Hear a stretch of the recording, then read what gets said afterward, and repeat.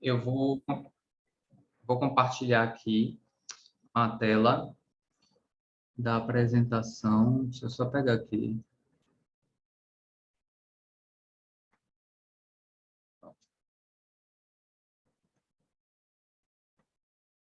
Vocês conseguem ver? Deixa eu ver como... Conseguimos.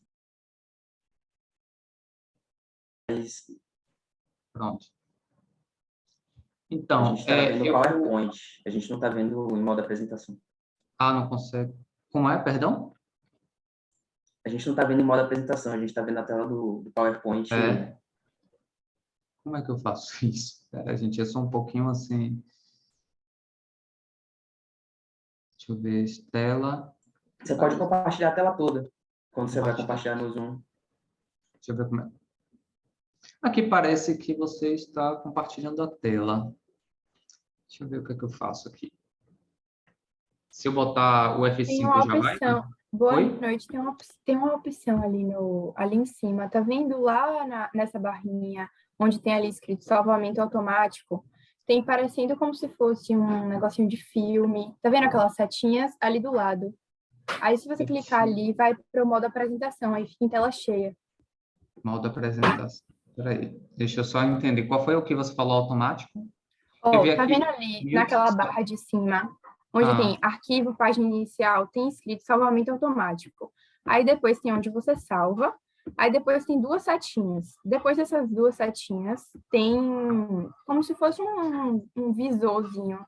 Se quando você clicar ali, vai para a tela cheia, com o modo de apresentação, entendeu? Eu não consegui acompanhar, desculpa. Deixa eu só ver aqui. Vamos só, eu vou abrir aqui, peraí. Aí no Zoom aparece para eu compartilhar a tela.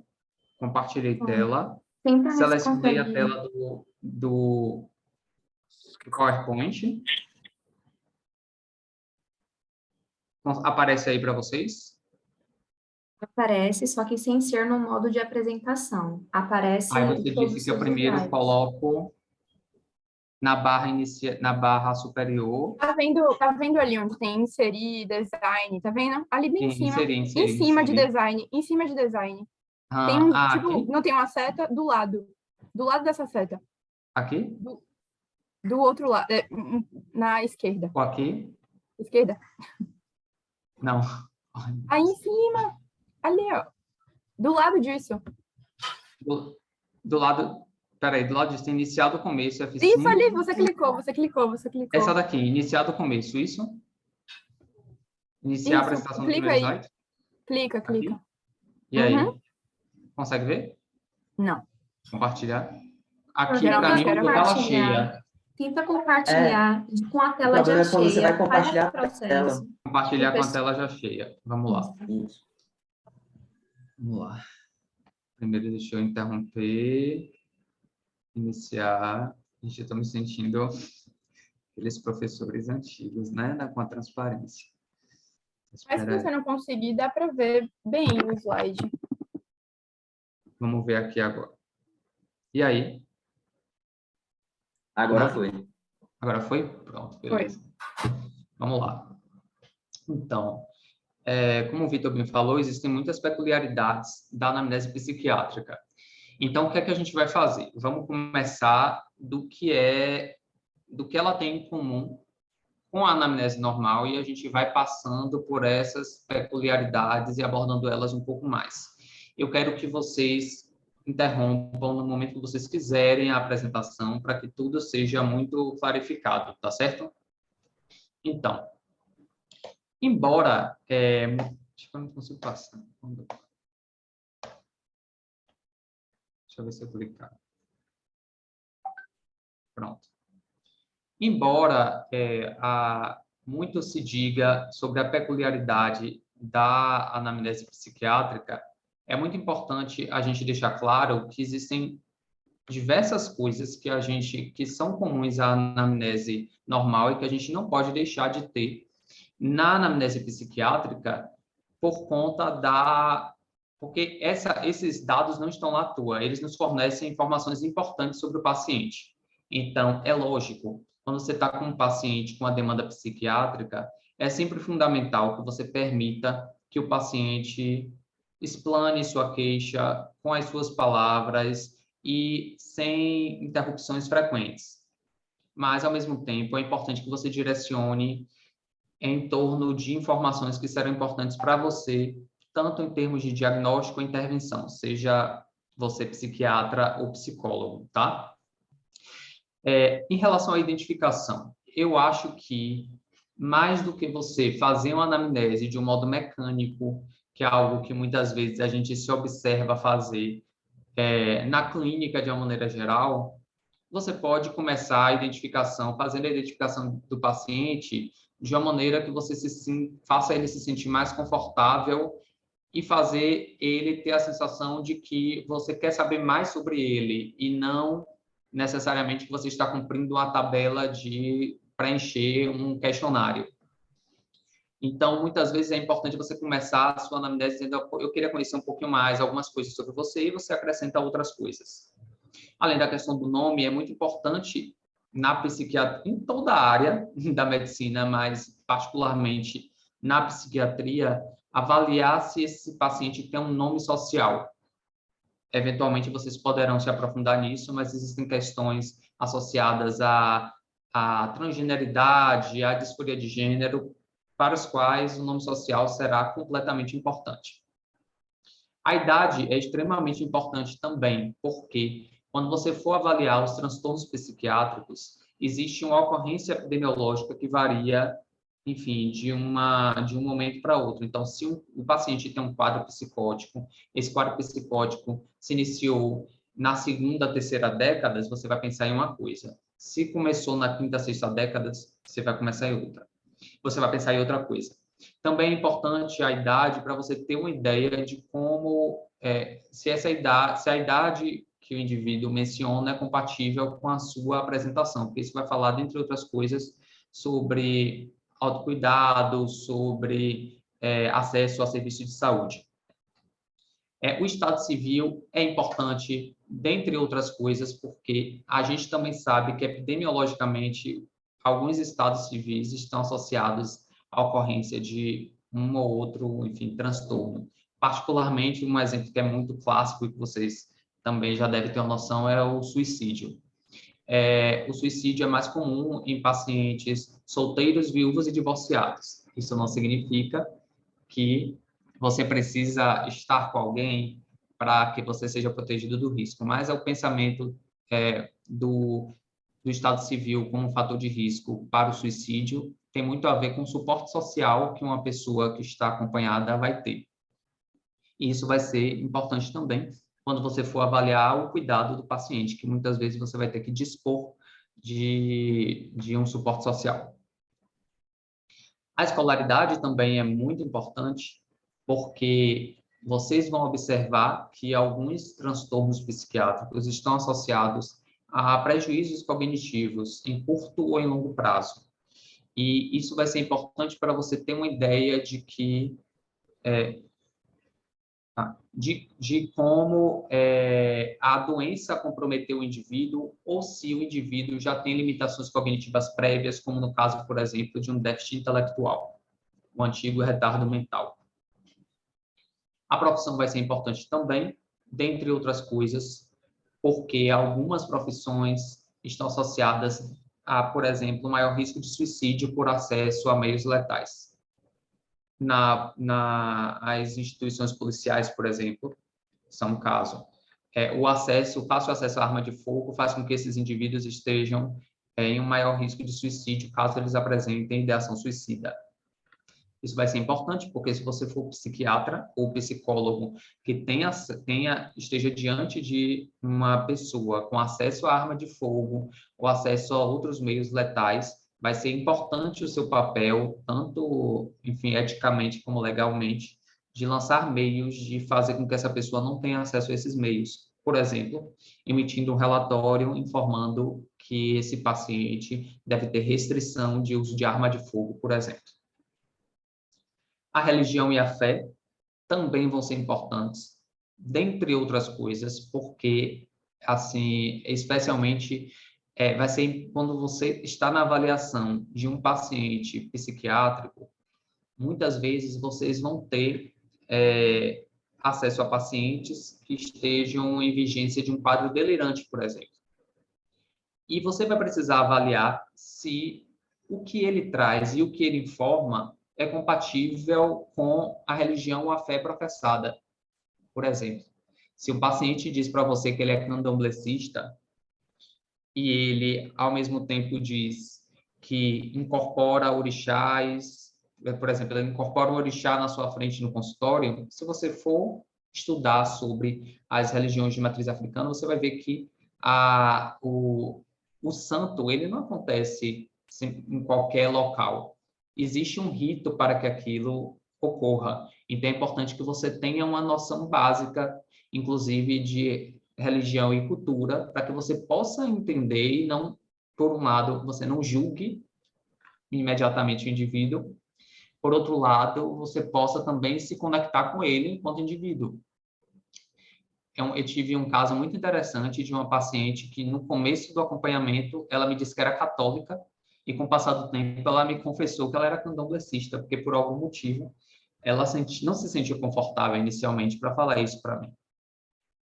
Uma outra paciente, eu vi em um hospital, ela estava com um quadro confusional agudo, um delirium, que eu não sei se vocês já tiveram contato com isso, mas, enfim, não vou entrar muito em detalhes, não, mas é um quadro confusional agudo que costuma acontecer em pacientes internados, pacientes pós-cirurgia, pacientes com alguma causa clínica.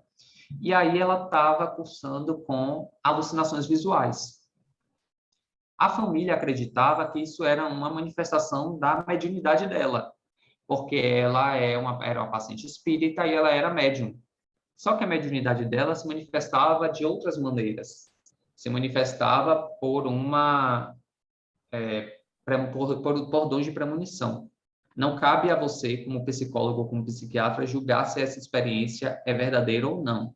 Mas, enquanto profissional de saúde mental, você faz a reflexão de que a manifestação da pessoa é incoerente com a situação cultural em que ela se encontra. Uma pessoa que tinha um dom premonitório, um dom mediúnico premonitório, de repente tem alucinações visuais. No final das contas, era realmente um quadro confusional agudo que respondeu com o uso de antipsicótico. E ela própria encarava aquilo como patológico. Além disso, a naturalidade e a procedência são também muito importantes por questões culturais, inclusive.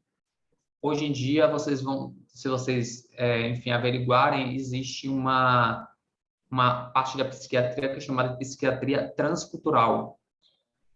Mostra a importância de nós, enquanto profissionais de saúde mental, atentarmos ao fato de que pacientes que têm origens diferentes podem ter manifestações diferentes, enquanto a gente precisa estar atento a isso. Sabe-se, por exemplo, existem estudos que mostram que imigrantes africanos imigrantes africanos no Reino Unido têm maior diagnóstico de psicose e que isso não necessariamente está associado apenas pelo fato de ser imigrante, que a imigração também é um fator de risco para a abertura de quadro psicótico. Mas observou-se que também esse diagnóstico equivocado se deveu, dentre outras coisas, a um entendimento cultural pobre da realidade daqueles indivíduos. Então, é muito importante também você saber a origem dessa pessoa.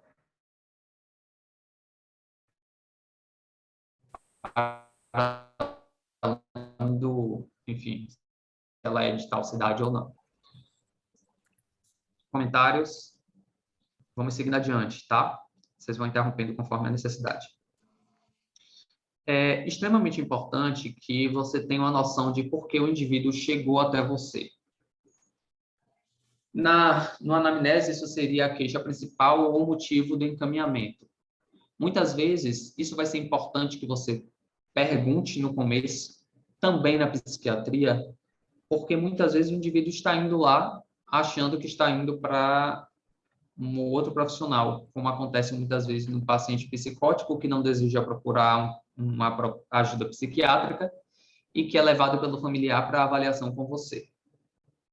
Então, é muito importante que você entenda o motivo que eu trouxe ali.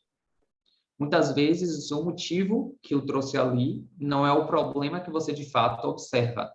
Eventualmente, o paciente... Bolo de manhã cedo? Como? Aquela coisa. Não entendi. Eu acho que foi um equívoco. Então, vai ser muito importante que, enfim, você tenha a noção de por que o indivíduo foi para lá. Uma coisa que muitas vezes me perguntaram enquanto eu estava lecionando era assim, professor, e se chega um paciente acompanhado do seu familiar, com quem eu devo conversar primeiro? A quem eu devo dar a palavra primeiro?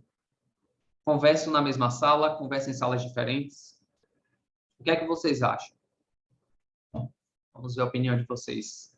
Vocês vão me sinalizando o tempo, tá, gente? Eu acho que vai depender, né, doutor? Tipo, se Como for é? uma criança, eu acho que vai depender, né? Tipo, se for uma criança, por exemplo, você não tem como deixar a mãe em outra sala e ela conversando contigo, acho que vai complicar um pouco. Eu acho que talvez um adolescente talvez se sinta mais confortável conversando com o senhor sem a mãe do lado. Acho que depende do caso. Faz sentido completamente o que você disse. Só vou fazer um pequeno comentário. Mesmo na criança, a gente conversa só. Como é que a gente faz? Isso serve para a gente fornecer autonomia para aquela criança, para que ela se sinta autônoma no discurso. Então, a gente vai conversar a gente normalmente, quando se trata de uma criança, a gente começa conversando com a criança e com o pai, a gente procura saber a demanda especificamente. É importante você oportunizar o pai, por exemplo, que passe a sua demanda não necessariamente na frente da criança, que isso pode, né, afetar a criança de alguma maneira, mas é importante que você dê uma oportunidade tanto para a criança como para o adolescente, para ele conversar só, mas vocês precisam deixar para ele claro que existirão coisas que, se necessário, a gente vai precisar falar para o seu pai ou para o seu responsável. Isso vai ser importante para a construção do vínculo com aquela criança. E o pai tem que estar ciente disso, que existirão coisas que ele não vai saber sobre o que você conversou com a criança, tá? Mas o que foi importante em termos de prognóstico, de tratamento, etc., e de cuidado, você está eticamente obrigado a falar. E você compartilha isso com a criança para que não haja uma traição daquela relação. Em relação a com quem você conversar primeiro, como você falou, é algo muito variável. Você precisa ler o cenário. Então, muitas vezes, chega o paciente acompanhado do familiar e, às vezes, o próprio paciente diz para você que ele quer que a conversa aconteça com os dois. Independente disso, é importante que, posteriormente, você converse apenas com ele. Por quê? Do mesmo modo, é importante você perceber que, muitas vezes, o paciente escolhe que você converse na frente do familiar porque, talvez, aquele momento não seja só um momento de maior segurança para ele, seja um momento também, aquela entrevista e aquela conversa tenha um papel secundário na relação dele com aquela pessoa. Então, por exemplo, quando eventualmente você tem um paciente com quadro de uma personalidade mais histriônica, por exemplo, mais demandante de atenção, eventualmente esses pacientes vão querer que você tenha aquela conversa na frente do familiar, para que o familiar tenha uma real noção do que ele ou ela está sofrendo, tá? Então, a gente tem que fazer leitura de cenário, mas, independentemente, é importante ter um contato com o familiar e um contato com a pessoa separadamente, tá? Às vezes, você não vai conseguir um contato com o familiar separadamente com a anuência do paciente. Por exemplo, eventualmente o paciente está psicótico. E ele pode dizer, por que você quer conversar com meu familiar só? E aí você vai ter que usar jogo de cintura. Não existe cartilha para isso. Já aconteceu de eu sair da sala e cochichar com o familiar. Já aconteceu de eu dar um número para conversar com o familiar depois, para que a minha relação com o paciente não seja, como é que se diz? Destruída, né? Porque o paciente não tem uma noção, muitas vezes, dependendo de qual seja o quadro dele, de que ele está no quadro psicótico, de que ele precisa de ajuda. Então, às vezes, você vai ter que quebrar essa confiança, de certo modo, conversando com o familiar para entender o caso. Não é o caso na maioria das vezes, não é isso. Mas existiram casos em que isso vai ser necessário, tá? Talvez na psicologia isso seja um pouquinho mais difícil, porque às vezes o paciente pode ir até vocês sem o acompanhamento do familiar. Mas é sempre tem uma letrinha de ouro e Novaes aí riscando na tela. Mas se vocês perceberem que de algum modo o paciente está se expondo a risco, ou pareça que está psicótico, e vocês precisam esclarecer, vocês estão legalmente cobertos a entrar em contato com o familiar, esclarecer a situação com o devido respeito ao sigilo do paciente, certo? Pronto. O grau de informação é extremamente importante, porque vai ser importante para você ter uma ideia da qualidade da história que você está colhendo, tá? E a história da moléstia atual vai ser extremamente importante que você descreva cada sintoma na sua completude, para que você tenha uma compreensão adequada do quadro do paciente. Por que eu estou falando isso? Porque muitas vezes eu percebia, por exemplo, que um estudante chegava para mim e me dizia, não, eu fui ensinado de que eu tenho que deixar o paciente falar e ele direcionar o rumo da conversa. Faz sentido até determinado ponto. Porque, enquanto profissional de saúde mental, você precisa ter uma real compreensão do que está se passando ali. Muitas vezes, a queixa do paciente não é a totalidade da apresentação dele. Você vai precisar ter informações adicionais. Se um paciente, por exemplo, vem para você e refere sintomas depressivos, vai ser extremamente importante você saber há quanto tempo aquilo está acontecendo, se teve algum fator desencadeante. Porque, afinal de contas, se o paciente está se sentindo triste, com humor deprimido há 2 semanas, em teoria, pelo DSM, ele já cumpre critério para um episódio depressivo, com os demais sintomas, obviamente. Mas se o paciente disse para você que houve o falecimento de um familiar há 2 semanas, será que é um episódio depressivo mesmo ou é um ajustamento conforme a situação, um luto fisiológico, um luto natural? Porque eu particularmente acho que ficaria triste mais de 2 semanas se um familiar muito próximo morresse. Então, a gente tem que fazer uma ponderação para além do manual diagnóstico, tá? E para isso, a gente vai precisar esclarecer e esmiuçar a queixa. Isso vai ser importante porque, enquanto psiquiatra e também como psicólogo, a gente vai precisar fazer uma composição sindrômica. O que é uma síndrome? É um conjunto de sintomas. Mas a coleta dos sintomas na psiquiatria não vai acontecer do mesmo modo que na clínica. Por exemplo, na clínica, você normalmente vai caçar o sintoma, né? Então, por exemplo, se o paciente está com a síndrome dispneica, ele vem com dispneia, a queixa principal é dispneia, você vai tentar avaliar tudo para tentar esclarecer em que se encaixa aquela síndrome. Então, você vai questionar sintomas respiratórios, sintomas cardiológicos, edema de membros inferiores, etc, etc. Você vai fazer o checklist, digamos assim. Na psiquiatria, você não pode fazer dessa maneira. Por que motivo? porque você corre o risco de você fazer diagnósticos equivocados. Suponhamos, se você tem um paciente que chegue a você e que ele tenha uma personalidade histriônica ou borderline, é extremamente é muito provável que ele venha para você com sintomas que cumpram o critério para um episódio depressivo.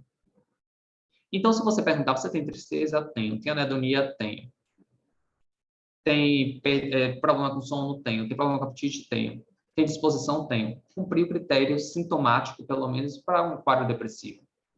Porém, se você percebe que esses sintomas depressivos acontecem num contexto de instabilidade emocional, de baixo limiar de frustração, de sensação de vazio e desesperança, de sensação de abandono, aí a situação já muda completamente, apesar de você ter cumprido o checklist do episódio depressivo. Então, o que eu recomendo para vocês é que antes de fazer perguntas fechadas na coleta da história da moléstia, façam perguntas abertas, do tipo, não induzindo o paciente. Então, em vez de você perguntar, você está se sentindo sem vontade? Você perguntar, o que é que você tem feito e que te dá prazer? O que é que costuma te dar prazer? Qual foi a última vez que você fez? Então, em vez de você perguntar diretamente, você está com falta de prazer? Você vai comer pelas beiradas e procurar saber se o indivíduo está fazendo ou não coisas que estão te dando prazer. Porque ele pode, a princípio, dizer para você que não, que está com falta de prazer, mas está frequentando a academia todos os dias da semana como uma atividade que dê prazer a ele. Entendem? A gente precisa ir além do discurso. Por isso que a conversa na psiquiatria é uma conversa mais longa. Dúvidas nesse aspecto? Com o passar do tempo e com a avaliação das síndromes psiquiátricas, vocês vão aprendendo a como avaliar cada síndrome. Então, a gente tem na psiquiatria algumas síndromes. Temos síndromes depressivas, temos síndromes ansiosas, temos síndromes psicóticas e os quadros obsessivo-compulsivos. Então, é importante que vocês saibam os sintomas de cada uma delas e, com o passar do tempo, aprendam também a como avaliar cada um desses sintomas. Para cada uma delas, são vários sintomas, então não tem como a gente chegar aqui e esgotar cada uma, tá? Então, eu acho importante que vocês tenham uma avaliação de cada uma dessas síndromes, talvez, para avaliar como investigar. Além de avaliar o sintoma, o início, fator desencadeante, duração, etc., vai ser importante vocês avaliarem fatores de melhora, fatores de piora. Em que sentido isso?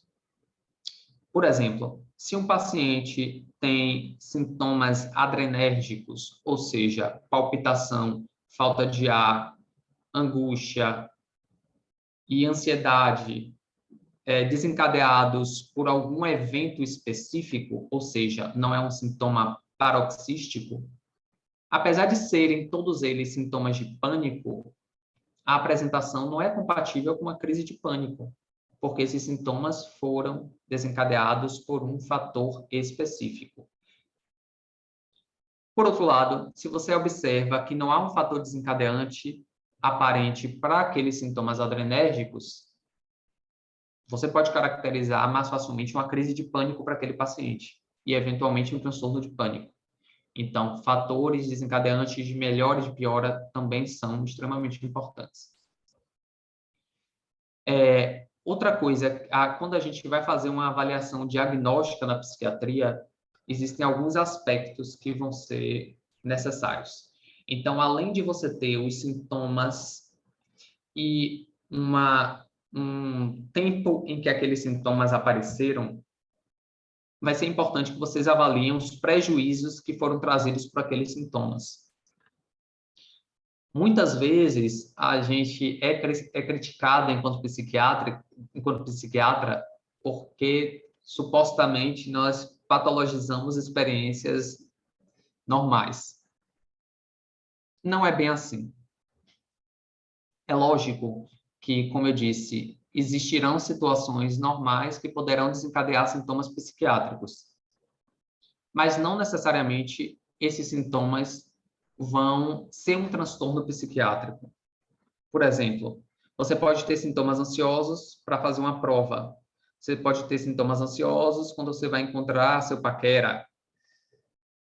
São sintomas psiquiátricos, mas isso não necessariamente significa que eles cumprem um transtorno psiquiátrico. Para que um conjunto de sintomas, uma síndrome, seja um transtorno psiquiátrico, como o próprio nome já diz, ele deve causar um transtorno na vida da pessoa.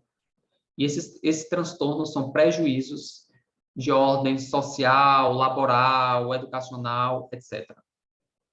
Então, é muito importante que vocês investiguem esses prejuízos. Entretanto, vale a ponderação de que muitas vezes o paciente pode ter um transtorno psiquiátrico e ele ter uma autopatognose ou um insight pobre de doença. Ou seja, ele não ter uma percepção de doença. Por exemplo, você pode ter um paciente que beba diariamente, que se embebede, que dirija embriagado, que se torne agressivo quando bebe, que ingira uma quantidade maior que 30 gramas de álcool por dia, mas ele não achar que tem um problema com álcool, porque ele não bebe até cair, como eu já ouvi alguns pacientes falarem. Eu não sou alcoólatra porque eu não bebo até cair. Então, ele tem um insight pobre. Então, mais uma vez, enquanto psiquiatra ou psicólogo, você vai ter que ter uma leitura para além do que o paciente diz. Fazer um julgamento crítico daquela situação, porque muitas vezes o paciente está com transtorno, de fato, mas ele não tem uma autopatognose. Às vezes acontece do paciente estar deprimido e ele achar que ele não está deprimido, coisa nenhuma. E já tive alguns casos, principalmente de homens, que estavam com... que você ia perguntando para eles, eles diziam os sintomas depressivos, você dizia, eu acho que você está deprimido. Ele, não acho que eu estou deprimido. Porque existe uma coisa cultural muito forte em torno de, especialmente da masculinidade, de você estar forte, você aguentar o tranco o tempo todo. Então, a gente precisa ir além do discurso do paciente, tá? Outra coisa que é extremamente importante na história da psiquiatria, você avaliar se esses pacientes têm algum sintoma clínico que aponte para uma causa clínica para os sintomas psiquiátricos dele. E esses aspectos que eu estou falando são aspectos de critério diagnóstico, tá? Quando vocês vão avaliar um manual diagnóstico da psiquiatria, vocês vão ver que vocês precisam investigar sintomas, tem uma miríade de sintomas, de sinais e sintomas. Esses sinais e sintomas precisam cumprir um critério temporal. Esses sinais e sintomas precisam causar um determinado transtorno e que aquilo não esteja ocorrendo no contexto de um quadro clínico que possa justificar. Por exemplo, pacientes com hipotireoidismo podem ter episódio depressivo, podem apresentar sintomas depressivos. E quando você trata a disfunção tireoidiana deles, eles melhoram. Pacientes demenciados com demência podem iniciar o quadro com sintomas psicóticos. Mas aquela psicose está acontecendo no contexto de um quadro demencial. Então, muitas vezes, quando você pergunta para a família diz que já tem algum tempo que fulana estava esquecendo algumas coisas, que tinha perdido a habilidade de fazer coisas que antes tinha capacidade de fazer, etc. Tá? É muito importante ter essa sensibilidade. E, para ser um bom psiquiatra, é importante também ser um bom clínico para ter atenção a essas coisas. Na psicologia, gente, eu acho que vale mesma coisa, porque muitas vezes os pacientes irão primeiro a vocês, antes de ir para um psiquiatra. Então, é importante vocês estarem atentos a esses outros aspectos. Lógico, vocês não vão fazer uma investigação clínica, mas se algo chamar atenção, vale a pena você encaminhar essa pessoa para a investigação.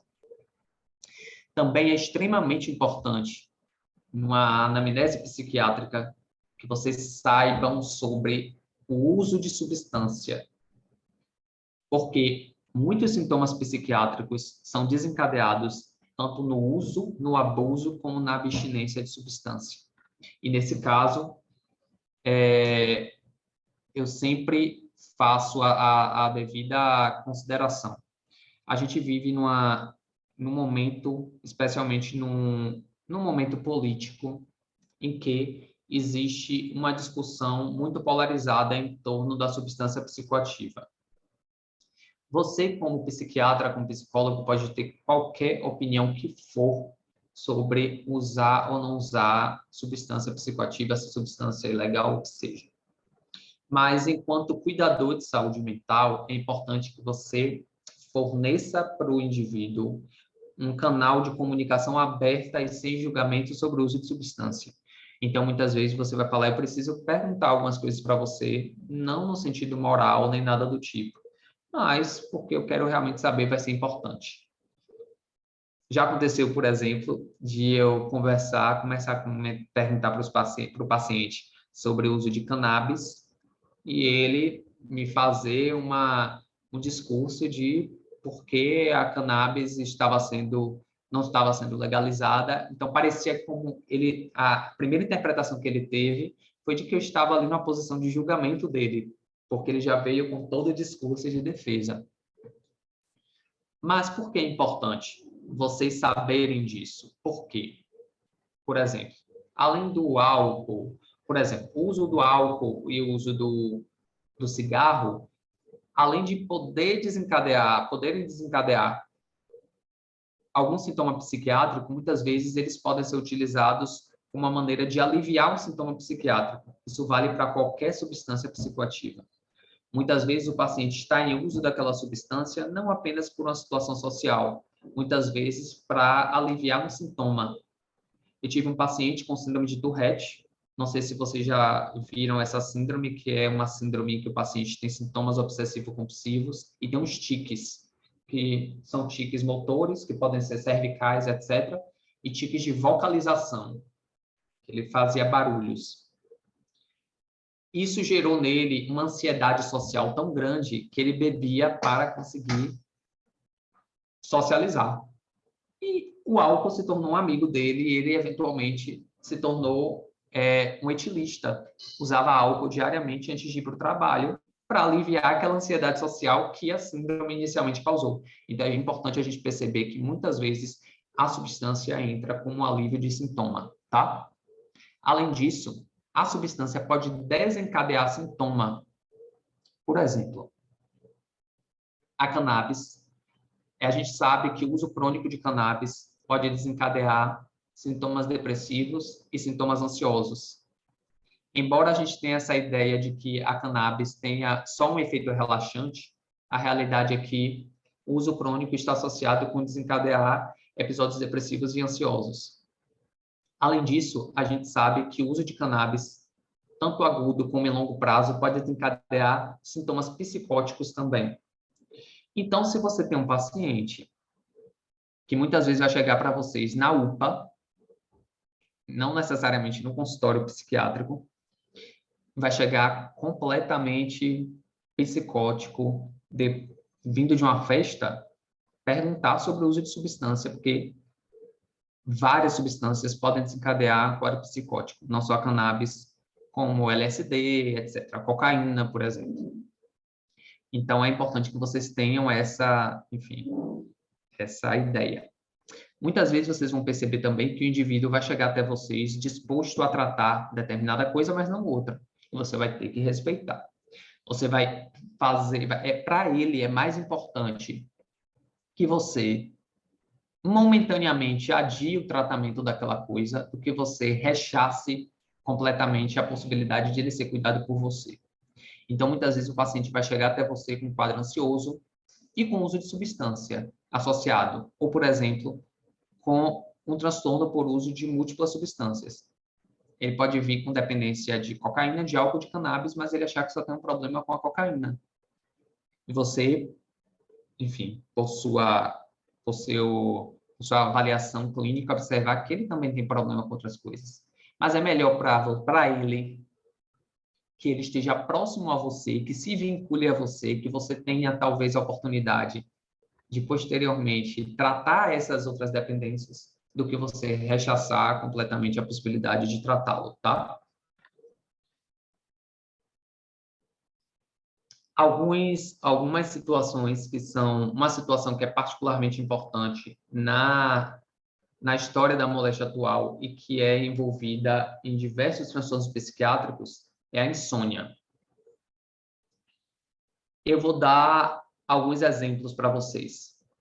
Se um paciente, por exemplo, ele diz que ele dorme 3 horas por dia e que antes dormia 8 horas, passa a dormir 3 horas por dia, mas se sente completamente satisfeito. Qual é o diagnóstico dele em termos de sintoma? Alguém sabe dizer?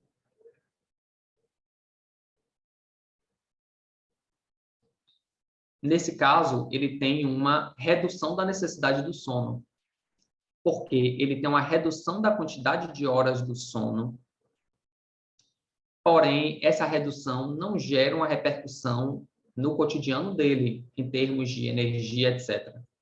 Isso pode acontecer, por exemplo, no paciente num quadro de mania do transtorno bipolar. O paciente pode ter um aumento de energia com redução da necessidade do sono, e muitas vezes é o sintoma inicial do paciente. A insônia envolve necessariamente uma dificuldade do indivíduo, uma sensação de pouca satisfação com o sono, ou então a sensação de que no dia seguinte essa pessoa não está completamente descansada. E a gente tem alguns tipos de insônia. Uma insônia inicial, de manutenção e terminal. Uma insônia inicial, como o nome já diz, o paciente tem a dificuldade de iniciar o sono. A de manutenção, ele acorda na noite e tem dificuldade de voltar a dormir. E a terminal, ele acorda mais cedo que o habitual. De uma maneira geral, a gente usa um critério de 2 horas. Se o indivíduo demora 2 horas mais do que o normal para dormir, se fica acordado 2 horas na noite, ou se desperta 2 horas mais cedo, tá? Na avaliação da insônia, que é um sintoma muito frequente, é importante a gente avaliar a higiene do sono, como o uso de psicoestimulantes à noite, cafeína, por exemplo, chá preto, etc. A realização de atividade física antes de dormir, a presença de estímulos luminosos ou sonoros e as sonecas diurnas, que podem também interferir no sono do indivíduo, tá? Dúvidas até agora? Quando vocês vão coletar a história do paciente, vocês podem ter 2 maneiras de vocês coletarem. Vocês podem começar pelo último sintoma dele, ou vocês começarem da história desde o começo, tá? Então, vocês podem considerar tanto que a moléstia atual é a última descompensação, seja de um episódio depressivo, ansioso ou psicótico, e colocar na história psiquiátrica pregressa a história do acompanhamento do paciente. Na história psiquiátrica pregressa, é importante a gente algumas dicas de como vocês conversarem com o paciente. Vocês podem perguntar, por exemplo, se já fez acompanhamento psiquiátrico, se já sentiu a necessidade de fazer acompanhamento psiquiátrico em algum momento, quando foi que isso começou, se já fez uso de algum medicamento para dormir, ou algum medicamento para ansiedade, para depressão, etc. Se já teve internação psiquiátrica, tá? Então, isso daí vocês podem conter tanto na história da moléstia atual, como na história psiquiátrica pregressa.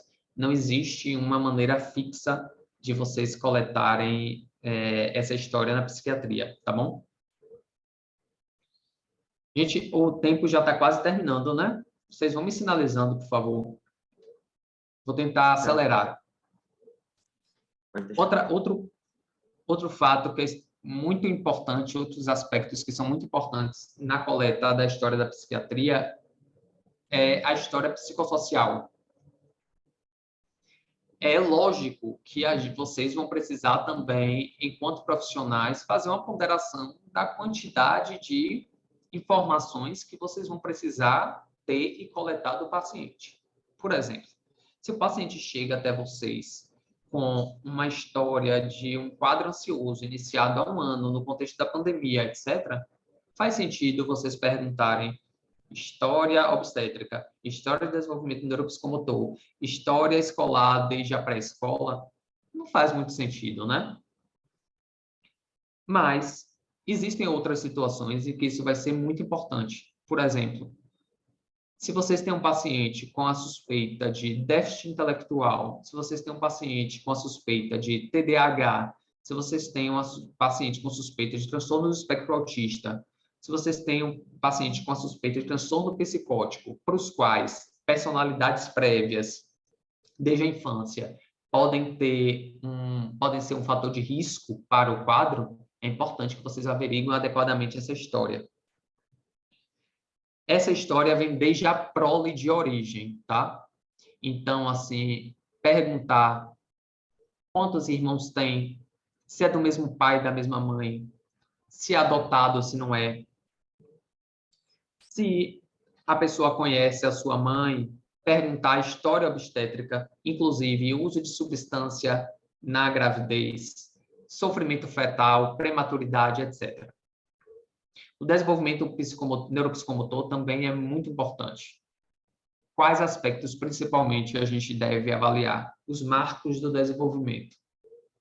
De uma maneira geral, os pacientes, o pai ou a mãe, vai saber alguns dados básicos, mas é importante também que vocês, como clínicos, psicólogos, etc., tenham uma noção mais ou menos de quais são os marcos temporais para o paciente começar a falar, começar a andar, etc.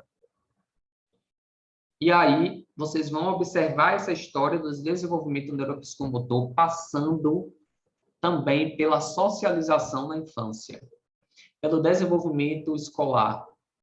Se esse paciente teve um desenvolvimento escolar adequado, se esse paciente, em determinado momento, quebrou, como a gente diz, o comportamento, ou seja, vinha numa escalada de um bom desempenho escolar e, de repente, isso passou a ser prejudicado. E aí você vai tentar averiguar por que motivo isso foi prejudicado, tá? Então, esses são alguns aspectos da história psicossocial que vão ser importantes para a gente, na saúde mental. Importante, avaliar a história de abandono parental, deixa eu ver se eu coloquei aqui, avaliar a história de traumas infantis, não só abuso sexual, mas abuso físico e psicológico também. Sobre este aspecto, eu queria fazer um seguinte comentário. Muitas vezes a gente observa, especialmente assim, na fase que vocês estão aprendendo e coletando a história e tal, que aí, às vezes, o estudante já pergunta assim, brutalmente, já teve abuso na infância? Aí, às vezes, a pessoa fala, tive abuso. Conta sobre abuso e aí, beleza, vamos agora conversar sobre outra coisa.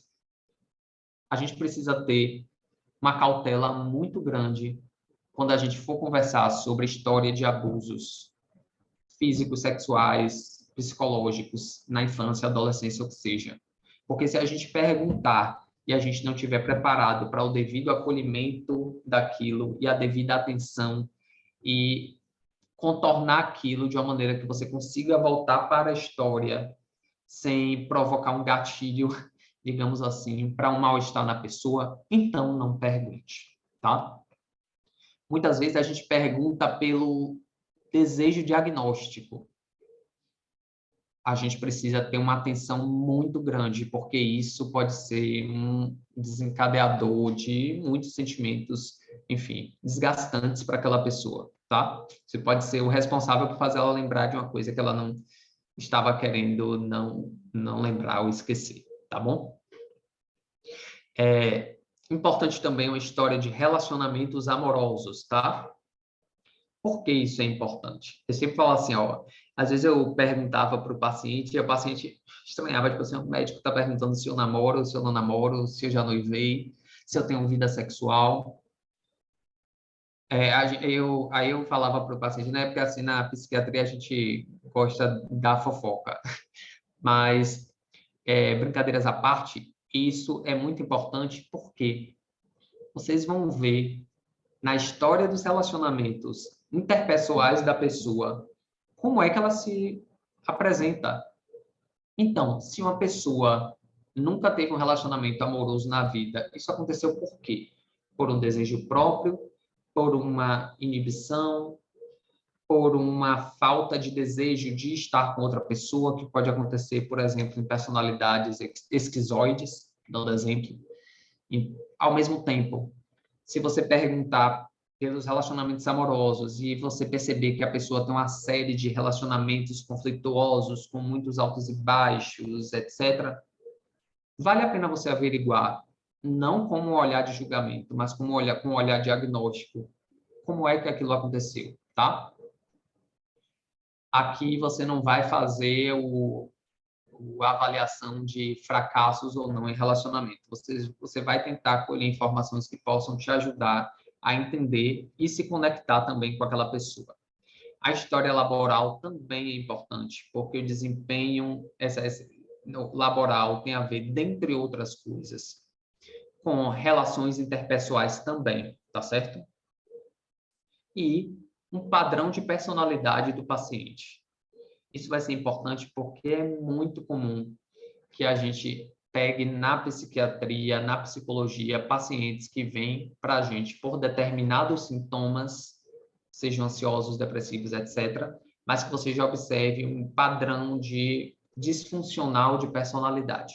Mas isso também é assunto para outra aula, tá? Antecedentes médicos. Teve uma dúvida no chat, não sei se você chegou a ver. A Aline não. perguntou sobre a importância da história psicossocial na depressão pós-parto. Isso. Sim, Eu ia perfeito. esperar ele parar de falar para eu poder comentar no áudio, mas já que você falou, obrigada. Perfeito, perfeito. Isso, é excelente, excelente. Isso vai ser importante não só para o paciente, como para... Vou dar um exemplo. Se a pessoa teve um quadro, se a mãe do indivíduo teve uma depressão pós-parto, e isso representou essa criança, esse bebê, ficar distante da mãe ou do cuidado da mãe durante X período de tempo, isso entra mais ou menos no contexto dos traumas infantis, especialmente se essa pessoa tiver uma noção do que aconteceu, porque pode advir daí uma sensação de abandono, uma dificuldade no apego, tá certo? Por outro lado, na história pessoal da pessoa ficou péssimo, mas na história pessoal, se houver uma história de depressão pós-parto, isso, por exemplo, vai fazer você atentar à possibilidade de um diagnóstico de transtorno bipolar, por exemplo, já que existem algumas evidências que sugerem que alguns quadros pós-parto, periparto, estejam associados como é que se diz, ao transtorno bipolar. Então, é importante tanto para o filho daquela pessoa que teve depressão pós-parto, como para a própria pessoa, tá? Aí, nesse caso, vai ser importante, por exemplo, você averiguar foi um filho desejado ou não foi um filho desejado, se você quiser fazer uma avaliação, né, aprofundada da depressão pós-parto. Foi um filho desejado ou não foi? Foi planejado, etc, tá? E os traumas que essa mãe passou durante a gestação. Esclareci? Se era nesse sentido. Obrigada. Era. Nos dois. Obrigada, professor. Não. Em relação aos antecedentes médicos, sempre avaliar comorbidades. Enquanto psiquiatra, avaliar as comorbidades vai ser importante para vocês avaliarem o tipo de tratamento que vocês vão fazer, em termos de escolha do psicotrópico. Na psicologia, perdão, vai ser importante também, porque vocês vão poder avaliar se aquelas comorbidades estão gerando limitações que podem ter repercussões afetivas, etc., no paciente, tá? Então, é sempre importante a gente esclarecer o máximo possível esses antecedentes médicos. Alergias, porque isso pode implicar na escolha do medicamento. História de cirurgia prévia, por exemplo, pacientes pós-bariátrica estão em maior risco de dependência de álcool. Então, só alguns dados, tá? História familiar é muito importante. Principalmente história familiar em primeiro grau. Às vezes o paciente diz assim, o tio do primo teve depressão. Do ponto de vista da avaliação de risco, não conferiria um risco maior. Seria mais importante realmente o primeiro grau e em menor grau os de segundo grau. Mas história de depressão, transtornos ansiosos, transtorno bipolar e esquizofrenia em pacientes de primeiro grau é extremamente importante. Bem como história de suicídio, tá certo? Na família confere um maior risco de suicídio para aquela pessoa. Do ponto de vista da psiquiatria, se você quiser escolher um antidepressivo e você sabe que a mãe ou o irmão daquela pessoa usou um determinado antidepressivo e respondeu bem àquele antidepressivo, existem evidências que sugerem que talvez seja melhor você escolher aquele antidepressivo, porque tem uma maior probabilidade de essa pessoa também ter uma resposta, tá? Hábitos de vida, como eu falei, uso de substâncias psicoativas e prática de atividade física. As atividades físicas estão associadas e são utilizadas no tratamento dos transtornos psiquiátricos. Para além dos transtornos psiquiátricos, está associada a melhor regulação emocional, a melhora do sono e a prevenção de transtornos psiquiátricos também, certo? Gente, deixa eu ver aqui. Eu acho que, assim, a gente já são 20h10. Então, enfim, eu trouxe essa possibilidade de a gente conversar sobre algo de manejo comportamental, mas eu ia segurar, perguntar para vocês, falar o que é que vocês preferem, talvez conversar sobre esgotar o tema da anamnese. Eu posso passar o slide para vocês. O que é que vocês acham? Também para que não seja desgastante, tá? E aí, chefe da mesa, diga aí. Eu acho que a gente poderia esgotar o tema da anamnese, abrir para dúvidas também e compartilhar o slide. Beleza. Gente, como eu disse, anamnese é uma coisa muito, muito ampla. E aí eu queria saber de vocês as dúvidas que ficaram, esclarecimentos, conseguir me fazer entender adequadamente.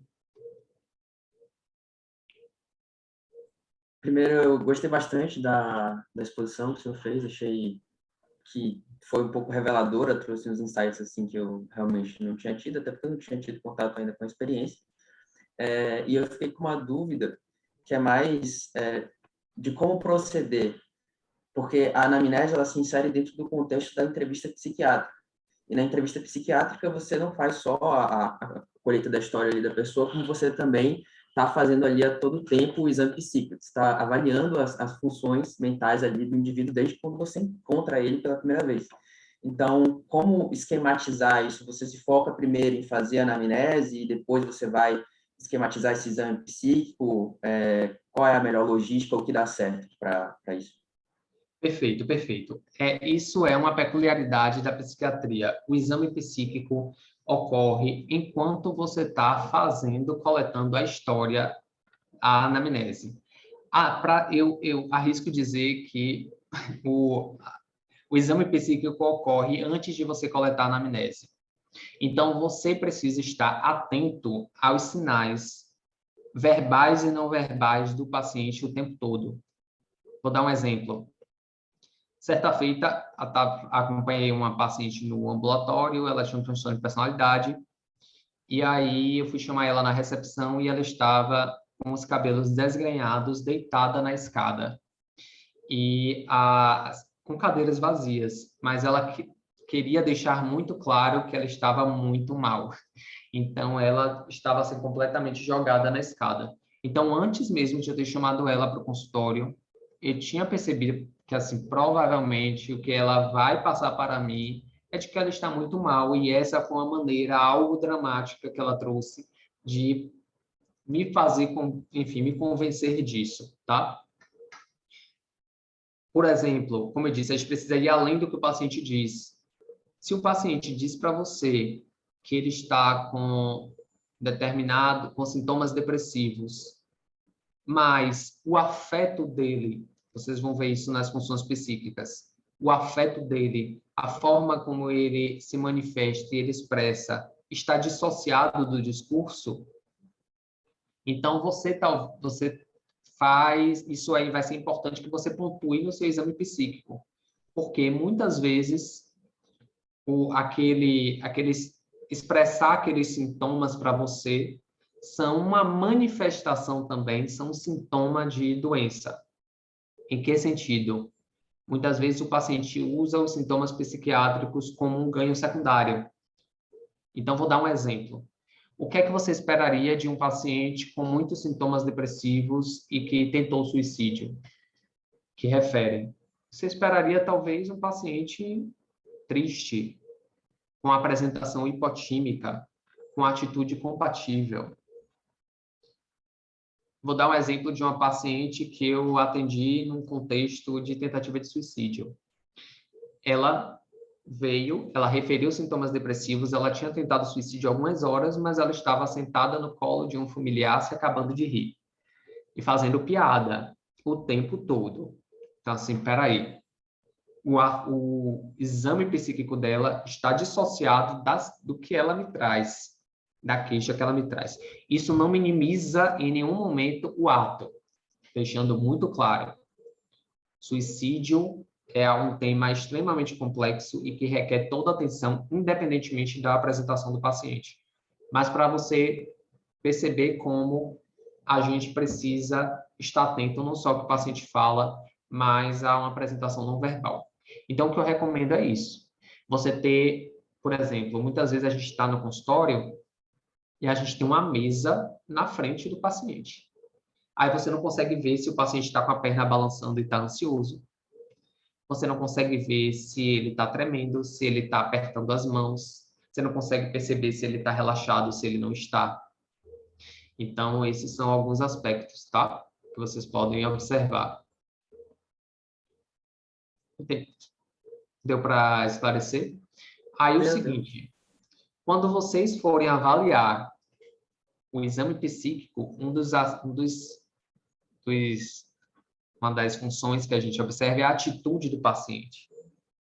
Então, vocês vão ver se o paciente está com atitude ativa ou passiva, colaborativa ou pouco colaborativa, e isso vai acontecer ao longo da conversa. Se ele está com atitude irônica, se ele está com atitude beligerante, ou seja, você está conversando com ele e parece que ele está numa briga no campo de batalha com você. Isso é uma apresentação que acontece no decurso da sua coleta da história, tá?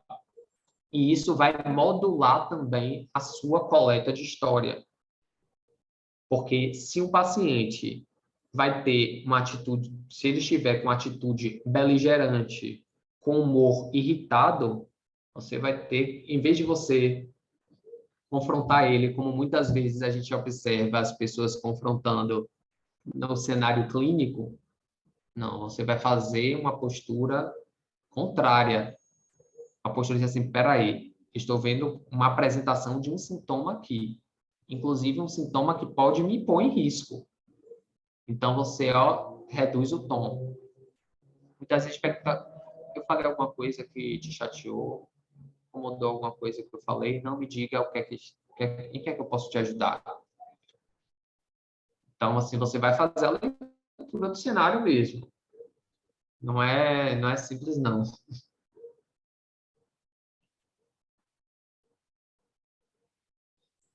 A gente tem uma dúvida aqui de Leonel, tá com a mão levantada. Você pode falar, Leonel. Como? Oi, tudo bom? Boa noite, com licença. Tudo bem, Leonel? Eu acho que até a gente já passou um pouco do tópico, mas acho que há uns 10 minutos atrás, talvez, você tenha comentado que a gente encara também históricos familiares de suicídio como um fator de risco para suicídio na história do paciente. E eu achei interessante, porque eu nunca tinha pensado nisso dessa forma.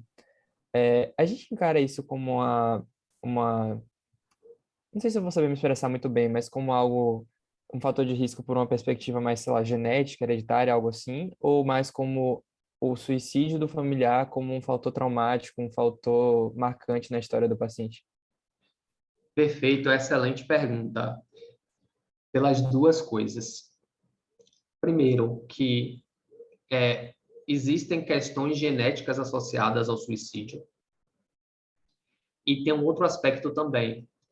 Existem estudos que mostram que depois que um familiar se suicida, existe uma alta probabilidade de, por conta daquele suicídio, outros familiares se suicidarem também. Por isso que existe um cuidado pós-suicídio. Quando você é psicólogo ou psiquiatra, o seu trabalho não termina, entre aspas, quando o paciente suicida. Você dá um suporte familiar, porque esses pacientes, essas pessoas, esses familiares estão em maior risco de suicídio pelo familiar ter se suicidado, tá? Lógico que isso é complexo, que existem vários outros fatores envolvidos para além do suicídio em si, né? A pessoa pode ser portadora de algum transtorno, a pessoa pode ter alguns aspectos de maior risco, tá? Mas se Entendi. você tem uma história familiar, já existe um risco genético maior de suicídio na prole daquela pessoa realmente, ou dos familiares, Entendi. Muito obrigado. né? Alan? Eu fiquei com uma dúvida. Estudando para o assunto, eu dei uma olhada no exame psíquico e é avaliado a atenção do paciente. No caso de um paciente que está com a atenção bem prejudicada, tem algum método específico durante a anamnese ou marca para outro horário? O que o senhor faz Sim. numa situação dessa? O que é que acontece? A atenção é uma função que está associada a muitas coisas e pode estar prejudicada em diversos transtornos. Tudo vai depender do setting terapêutico que a gente chama. Então, por exemplo, se o paciente está, se você avaliou, eu vou dar um exemplo. Trabalha em um hospital geral. Muitas vezes o médico pede a nossa interconsulta para avaliar se o paciente está deprimido. Quando a gente chega lá, é um paciente internado com flutuação da atenção e do nível de consciência. A flutuação da atenção e do nível de consciência são sintomas do delírio, do quadro confusional agudo. Eu não tenho como avaliar o humor desse paciente adequadamente naquele contexto, naquele setting terapêutico. Então, eu normalmente descrevo que não é possível a avaliação psicopatológica de humor nesse paciente por conta de um quadro confusional. Mas o paciente pode ter um prejuízo de atenção por conta de um transtorno de déficit de atenção e hiperatividade. Então, pode ser aquela criança que senta na mesa e começa a ficar correndo de um assunto para outro, de um assunto para outro. Ou então, às vezes, um adulto que vem e que mais inquieto, ou que, enfim, vai de um assunto para outro, e às vezes é difícil você interromper, é difícil você segurar. Neste caso, por exemplo, como eu disse, é individualizado. Nesse caso, é importante que você tente focar a atenção desse indivíduo, mas só a identificação de que ele está com a atenção prejudicada já mostra para você que, enfim, isso pode compor uma síndrome, tá? A outra possibilidade, se o paciente, ao mesmo tempo, está com a atenção prejudicada e ele está com aumento de energia, redução da necessidade do sono, está logorreico, com pressão por fala, com humor hipertímico ou disfórico, com atitude desinibida, aquele prejuízo da atenção provavelmente é resultante de um quadro de mania. Então, não é tão simples, entende? Não necessariamente você vai precisar fazer uma reavaliação, porque pode ser que aquele prejuízo da atenção já seja um critério diagnóstico para uma coisa ou outra. Entendeu? Entendi. Entendi. Alguém ainda tem alguma dúvida? Deixa eu ver, tem alguma coisa no chat aqui. Ah, beleza. Obrigado, viu, Luana? De dúvidas. É isso, eu acho que não tem mais dúvida, não. Queria agradecer ao senhor. Muito boa apresentação, muito enriquecedora para todos que ficaram até aqui. Aprenderam bastante com o senhor. Foi muito legal. Vai ter foto, gente? Não sei. Vai ter o quê? Normalmente o pessoal tira uma foto, né? Vai, Ah, Então, tá. vai beleza. sim. Deixa eu